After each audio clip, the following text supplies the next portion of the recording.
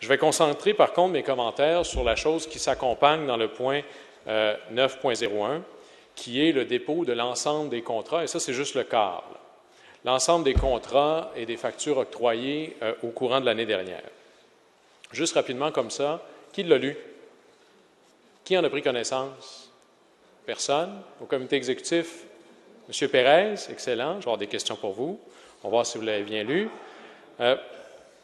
Ce qui est très intéressant avec ce document-là, c'est que c'est le collectif de l'ensemble des contrats octroyés par le comité exécutif, l'ensemble des subventions et l'ensemble des factures ou des bons de commande envoyés par les fonctionnaires.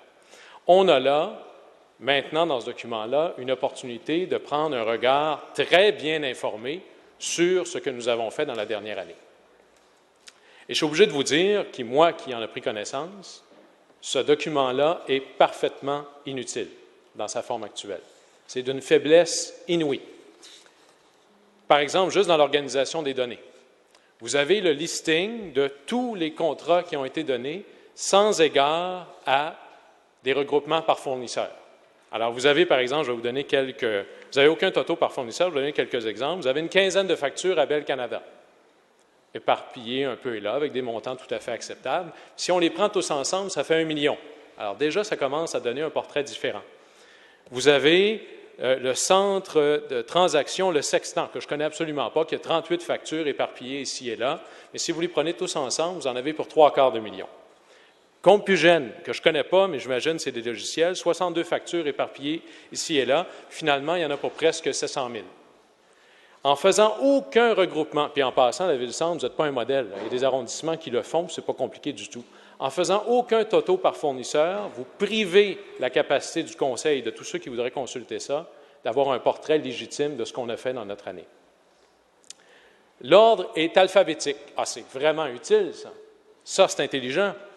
Si on veut avoir un portrait clair et rapide de ce qu'on dépense, je m'en fiche pas mal, moi, de savoir que A est au début puis que V est à la fin ou W est à la fin. Ce qu'on veut savoir, c'est qui a le plus d'argent de la Ville de Montréal. C'est ça qui devrait être en haut de la liste. Ça devrait être un classement qui vise à être utilisé, à être interprété.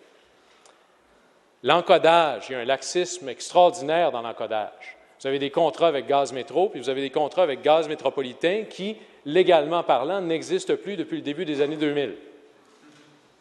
Alors, je comprends qu'on n'a pas donné un contrat à une entreprise qui n'existe pas. Ce que je comprends, c'est qu'il n'y a pas de sérieux dans la manière dont on encode et qu'on construit ces documents-là.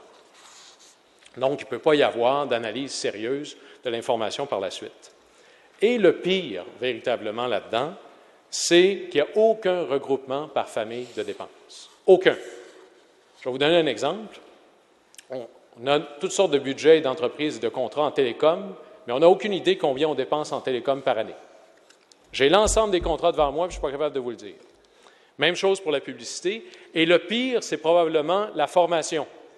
Quand, dans mon super ordre alphabétique, à un moment donné, j'ai des contrats de formation parce qu'ils sont donnés à un cégep.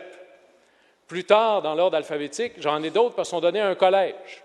Il y en a d'autres qui sont donnés à un centre de perfectionnement, puis juste un peu avant, c'était un centre de formation, puis là, je vous fais l'économie de tous les consultants de 1, 2, 3, 4 ABC Inc.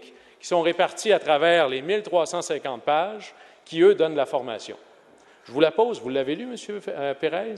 Combien on donne d'argent à la Ville de Montréal en formation? Vous ne le savez pas.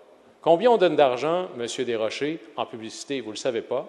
Combien on donne d'argent, M. Chétilian, en technologie? Vous ne le savez pas. Pourtant, tout est là. Mais il n'y a pas de réflexion sur comment on va utiliser cette information-là. Et la grande question, c'est comment ça se fait que c'est comme ça? Le problème ici, il part d'en haut. Moi, si j'avais eu ça sur mon bureau, je l'aurais refusé.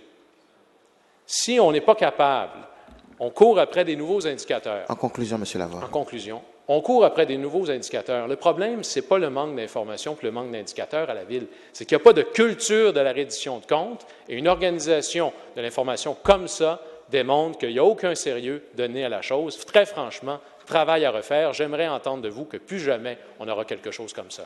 Merci.